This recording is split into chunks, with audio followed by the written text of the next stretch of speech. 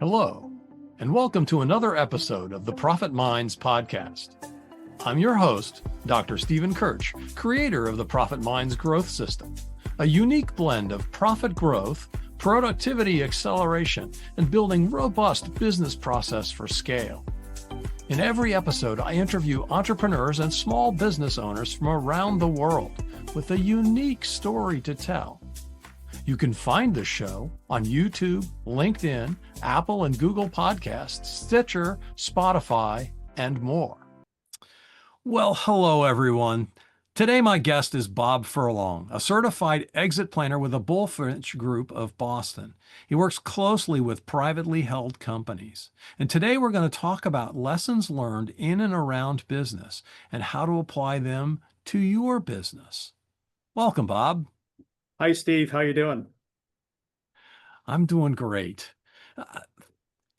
The way I start every one of these episodes, every one of my podcasts is, tell us your story. How did you get to be a certified exit planner? What's the story of your business life? I know you were sharing a little bit before we started. I'd love to have you share that with our listeners.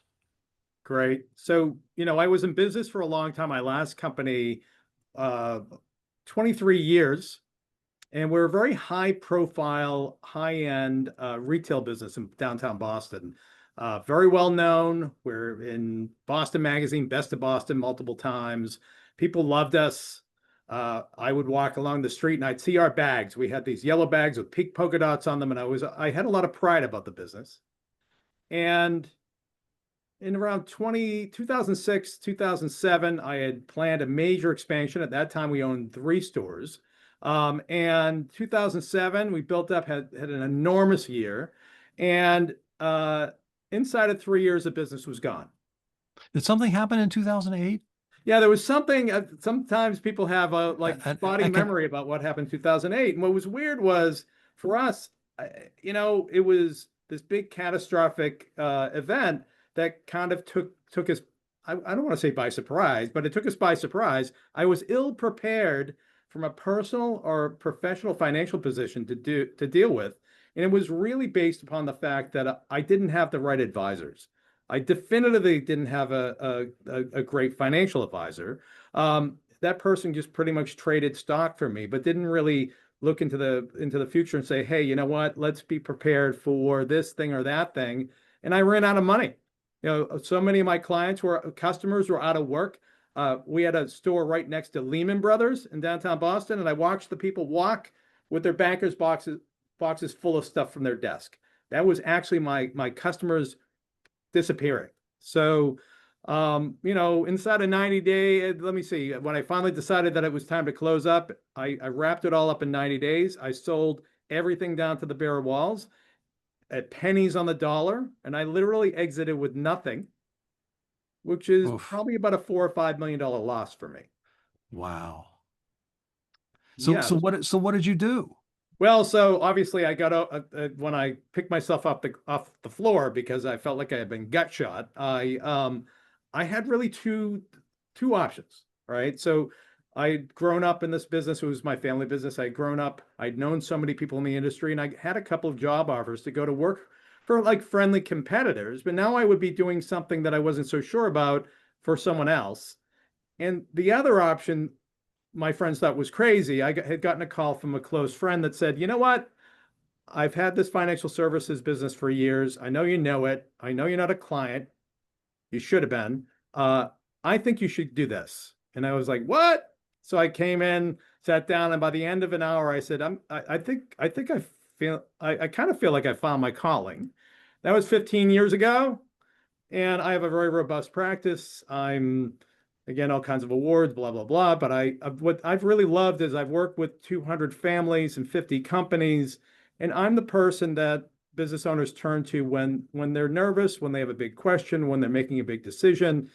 And I help them figure out how they're going to exit their business at some point and still have a great life, or if something goes sideways, how they're going to pick up the pieces. Yeah. So do you have a process that you follow? Is there? Oh yeah. What does that look like? I'm like a STEM kid. So I grew up. I was I know it's might be surprised. I was pre-med in college before getting into the family business, but we are very methodical. When I sit down with client, I mean, I get all my business comes through referrals. So I'll sit down initially with somebody and say, let's just get to know each other enough so we can make one decision. Should we meet one more time? If we don't, that's okay. I mean, and I'm not for everybody, and sometimes people are not prepared because I think that if you want to be successful, you have to have a process. So I'll sit down with them. We'll go over a little bit of the scope of work. I'll pretty much draw up an agreement of what we'll do. And I typically will have 5 or 6 meetings with clients, like hour-long meetings, and we'll take like literally every piece of their personal and business financial life. I'll look at all of the ways, all the insurance that they have ever owned or do own, both professionally and commercially, professionally and personally. And I'll look at all the assets, where are their assets sitting, how much cash do they have, what do they have invested, what's their investment theory, who they worked with so far, what kind of people do they have on their team? Because often what I'm bringing to the forefront is we have holes in the team, because I spent a lot of time vetting attorneys and CPAs and consultants, et cetera, that we need as part of the overall plan. Then I have, so I gather a lot of information. We build models. I have protection meetings. I have investment meetings. I talk about staff. I do a lot of work related to the attraction and retention of great people. I've hired over 1,000 people in my previous career, and I know the way and the process to go by to really put together things that everybody benefits from and people stick around.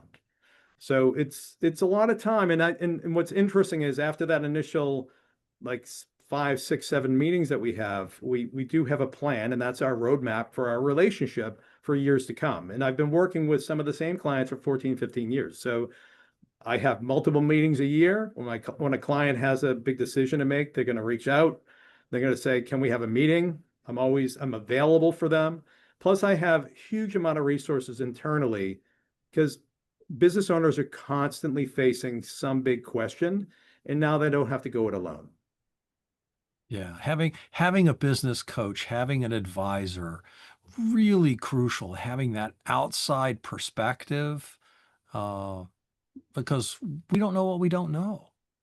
Right. And it's the stuff that I didn't know, but also wasn't really well known by the people I was working with that really cost me millions of dollars. So, and what's good is I stay in my lane. I work in the area, in the financial services area. So I'm looking at protection. I'm looking at investment. I'm looking about how we pull everything together, what we're doing inside and outside of the business. But I also work very well with, and I refer a lot of these people, business coaches and the people that do the tax work. And it takes a village to really make things work well. And I think the mistake that I had was I had a bunch of people that were great. I had a great attorney and a great CPA, but everything flowed up to me. There was no kind of person choreographing all that. And so I'll often say, whether I'm the quarterback or I'm the general contractor, depending upon whatever thing makes sense for my clients. I work with a lot of clients that develop real estate. So I might say I'm the architect of the plan and the general contractor of all the subs. So, but the idea is really that you can't run a business, run your personal stuff, and run your finances all equally well. Something's got to give. And if you work together with a team of people, you can delegate. And I think that resonates with business owners because they're used to delegating anyway. Well, yeah, some of them are. I mean, some better than others. One of the challenges that I find is that, very often the CEO is the chief everything officer. Yes. And everything goes through him or her. And of course, Right. That's not scalable. They haven't really learned to delegate. They say they delegate, right? But in the final analysis, what they're looking for is somebody to come to them with well, this is what I think we should do, and then they make the final decision. Right. Right. And I understand especially with a privately held, closely held business that's been in the family for a while, right? You don't want to muck it up. But by the same token, if you are involved in everything that goes on, the business isn't worth anything if you are not there. Well, it's interesting you should say that. And I often will say my favorite types of businesses to work with are partnerships. And I'm not saying that from a business structure. I'm just saying that it's partners working together, and they have separate roles, right? And I actually have a subspecialty where I work with a lot of spouses that are in business together, mostly because I grew up with my mom and dad who are in business together, and I think that's one of the greatest things. Some of my favorite clients are people who actually have chosen to be like partners in life and partners in business. I like working with partners because a good partnership means that they're not, there's like the Venn diagram. There's enough overlap, which is philosophy, but they're doing disparate work. And often when I come in, I'll say, I love working with partners. You've already agreed the fact that you don't know everything, or you wouldn't need a partner. You know, you have all that excess storage space. So that works really well, because, and a lot of that, why it's so important to do planning, even more so when you have a partner, because if something happens to you, it not only affects your family, your children, but your partner's life, their family, their children, all your employees. When you make decisions like that, I think what happens as people go further down the timeline in their business, it's harder and harder for them to make decisions. And it's crucial for them to constantly be making decisions. And I think when the risk gets ratcheted up a little bit more, often the lack of decision making is what holds people back in scaling and improvement, and actually they get more myopic. Yeah.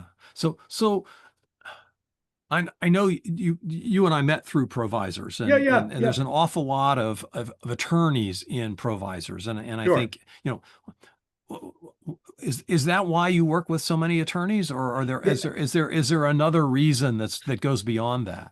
There's a few in there, and I think it goes back to a little bit of, I've been very fortunate to have a lot of good relationships for my business with attorneys. My business attorney actually really allowed me to make the transition that I did, and I was very lucky that I had the right attorney doing the right thing. I think I have a special affinity for attorneys, mostly because I see their cycle very similar to what I had in retail. Like, we had a great business, but we still started at the beginning of every year from zero, right? If we didn't have all this kind of residual income coming in, again, 2007 was this colossal year. 2008 was one of the worst years of my life. And how is that possible? We're the same people with the same locations and the same employees, et cetera. And I think there's so many variables that are not within your control. And I think that creates stress. It creates lack of consistency. And it also means that you have to plan better. You actually have to plan so much better as an attorney, because attorneys face the challenge that there's a very narrow group of people that might want your practice, if anybody. So I look at that, and I look at my old business and say, and I think I always had this idea that, oh, somebody's going to buy this at some point. That's going to be my retirement. And in reality, you have to create your own retirement when you have a business.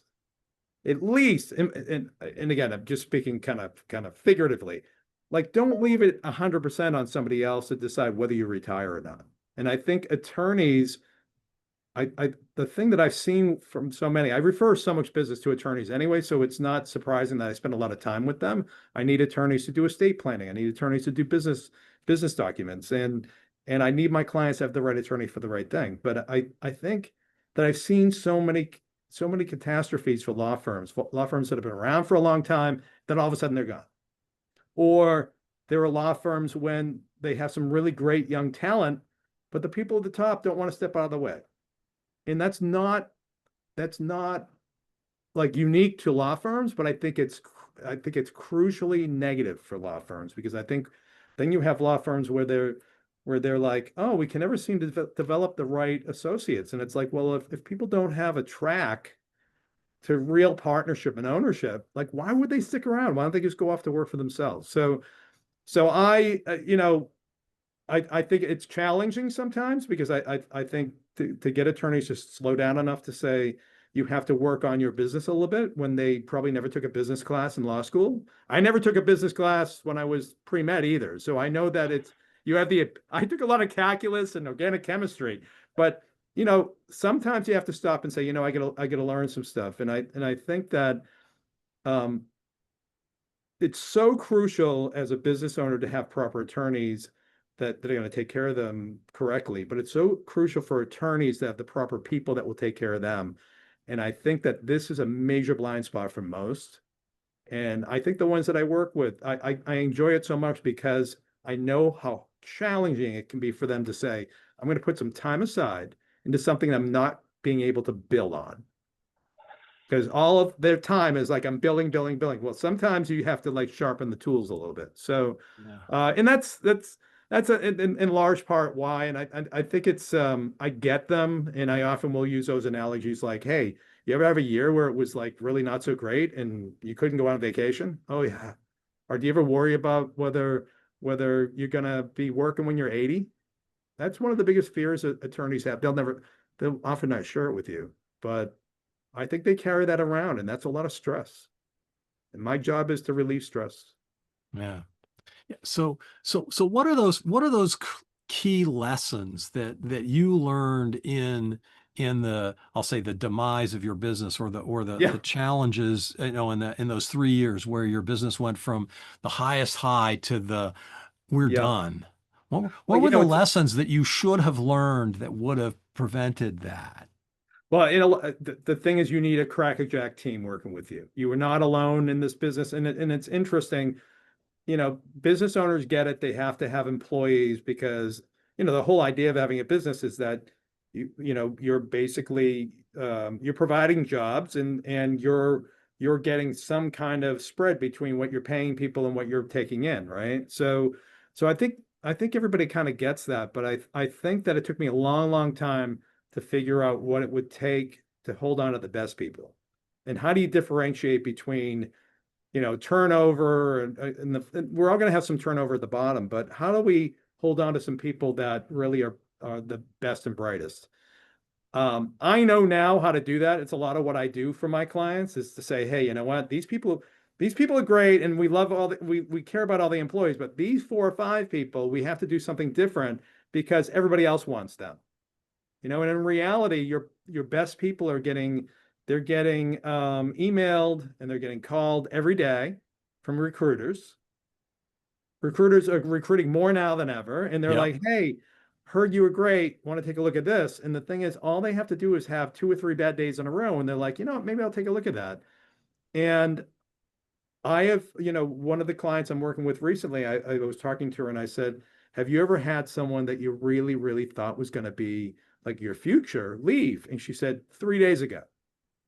I was like, whoa. It seldom happens like that, by the way. Yeah. And I said, if I could show you a way, I said, is there any, that's horrible. And she told me a little bit about it. And I said, do you have anybody else that's, oh yeah, I'm, instead of having 2 of those people, I have 1 of those people now. And I said, okay, and who else is important? We talked about a couple of people in the organization. I said, okay, if I could show you, and she was in a lot of pain over losing this other person, right? Because she lost them to a better opportunity, who knows, right? So I said, if I could show you a way, well, you'll never have this gut feeling again, but instead those people will stick around and they'll be like bulletproof as far as not leaving you. She said, yeah. And I showed her, she said, let's do it. I've never had that as quick uptake before or since. Yeah. But it's like, sometimes you have to feel the pain. And I when I was in my old business, I had somebody who had worked for me for 5 years. And we used to give out Christmas bonuses every year, and I give him one every year to him. And I was reaching for one, and I said, it was great. I'm looking forward to next year, and here you go. And he said, and he reaches into his pocket, and guess what he handed me? Resignation letter. Yeah, and he said, well, about next year, I think 5 years is enough here. And I was like floored, because this is somebody who really loved his job and was really good at it, but his wife was tired of him working such long hours, and I don't blame her. I worked very long hours too, and they had young kids, but I look back on that and I'm like, I could have done things in year 1, 2, 3, 4, and 5 that by that time he probably would have not gone, and so the lessons I learned were really around attracting, retaining, training, developing key people, and how much the cost of losing one is. And I think that we all have some experience in that. I think what I find is the best people for me to work with are people that own it. And they're like, what's happened? I don't want it to happen again. Okay, good. I'll show you how to And I do. And then they're like, wow, this is great. Nobody's ever shown this to me. Nobody ever showed it to me either. I was in business for 23 years and I had to make this all up along the way. I mean, it's a lot of this is, there's a lot of science behind, I mean, you can look at certain companies that we all know that we're like, wow, everybody wants to work for that company. And there are other companies that, how are they successful? Because nobody wants to work there. I have my assistant's been with me for 9 years. So Yeah. I figured it out. So, I wish I'd known earlier. So yeah, employee retention is a huge thing. Yeah. What I remember from my time at Intel, often I was brought in as the manager to try to hold an organization together. Yeah. Listening to the people, and what I learned was that people almost never leave a job. They leave their manager. I agree. It's the way you're treated as an employee, how much, are you listened to? Are you engaged in what's going on? Do you have true ownership? And the things, there's special things that you do. You are without revealing all of your secrets, but are there approaches that a business owner can take that can help, because the loss of a key person is devastating. Well, I'm kind of in a nice position. I have the luxury of being very picky. So when I'm introduced to a company, I do spend some time getting to know the ownership. So I'll often say, hey, I can't fix a rainy day. I can come in and improve upon a lot of this. You have to already have a good culture. You have to have like, I'll talk to people about, what are you doing for your employees? And often they're proud about stuff that is very rudimentary, or they're very basic, or everybody else is doing it. And I'll say, that's fine.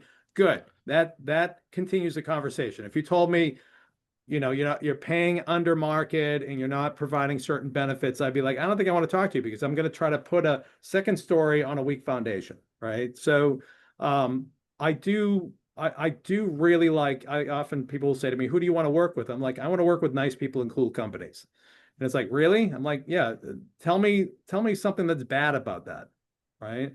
I have one of my clients is a very, very high-end food company. And I met them when they were very, very small. And it's a husband and wife that run the business.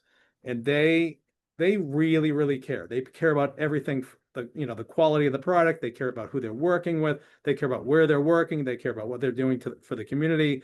And I think that commitment to excellence plays out, right? So there's a lot of stuff that somebody's got to be doing.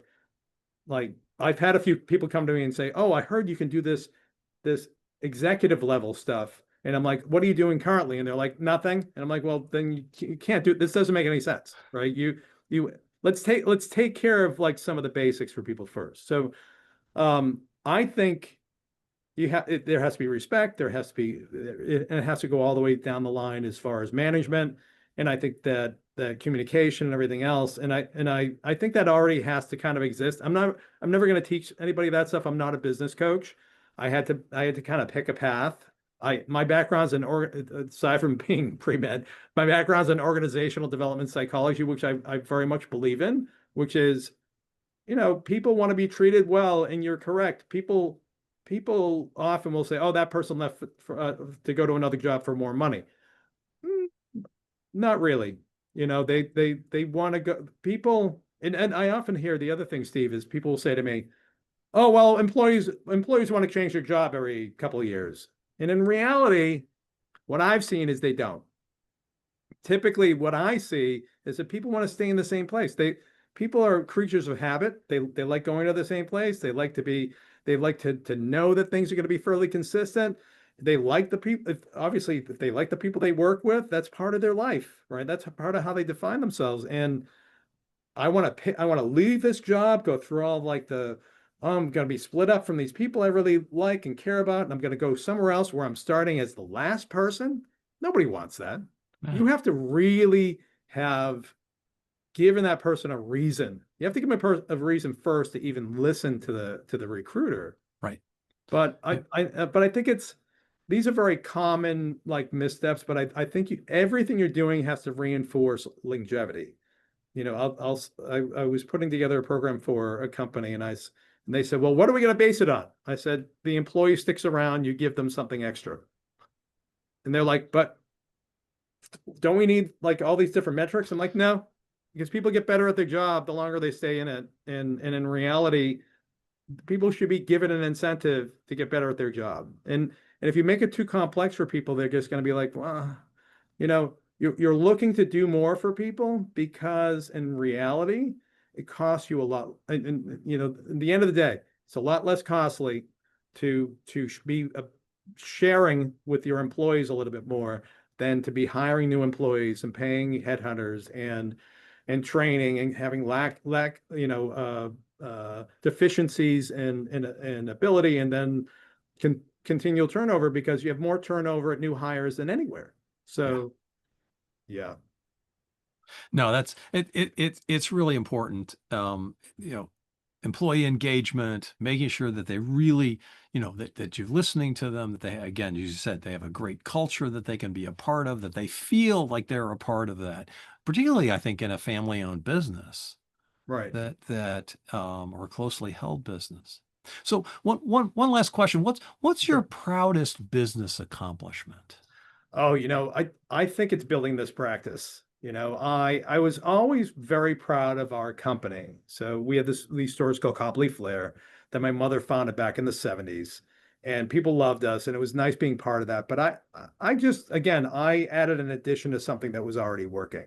I took this from scratch, and it was an idea that really some of my closest friends thought I had like really gone around the bend. It was like, wait a minute, you were selling Beanie Babies back in the 1990s? And I'm like, that's a long time ago, even for us. And we sold a lot of them, by the way. But and now you're going to manage people's money and give them advice and stuff. And I said, yeah, really what I did was I did a lateral I took all my operational experience and my knowledge and my math and everything else. And I said, oh, how can I apply it to something that makes more sense I always felt like I wanted to do something that was more impactful anyway. But the fact that inside of, I don't know, 3.5 years, I went from a dead stop to getting to what in our industry is called Leaders Club. So I got to that, which is the top 10%. And I've gotten there repeatedly. And for me, I'm not the best at taking compliments. I've had a lot of friends say, I can't believe what you did. And I'm like, well, it was either that or starve. And I'm like, so I guess I had a huge motivation. But I love what I do because of how impactful it is. And it really, I can't, I've never been somebody who looks in the rearview mirror. I can't go back in time and have had me as an advisor, but I could do the next best thing, which is provide the type of care that I should have had. And that's what I'm proudest of. And yeah, it just makes me really happy and a lot less stressed out. That's great. So I understand you have a gift that you're willing to give the listeners that have stuck with us thus far. Yes. I love talking to business owners. I'll talk to any good person that has an interesting business for a half an hour. I don't charge for that half an hour. I mean, I do end up charging for my time. I do charge. It's a long story, but as far as how, everybody has a business model, but I like talking to people. I'm happy to talk to somebody, whether they work with me or not.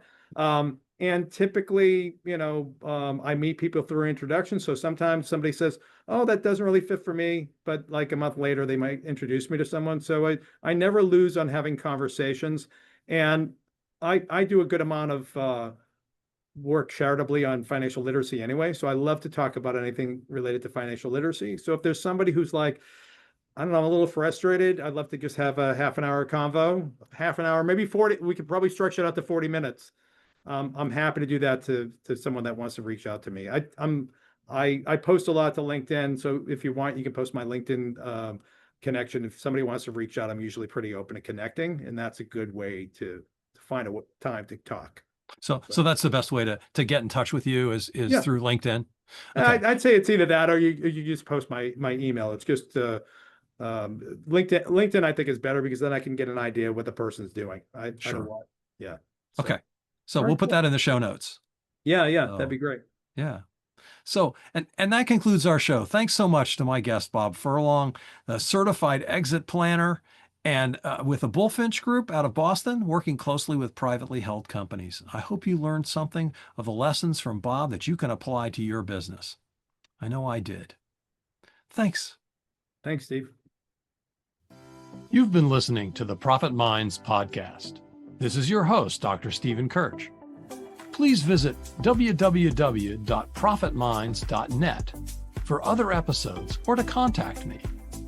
Thank you for your positive feedback, comments, questions, and for sharing this show with others. Thanks for listening. Have a grateful day.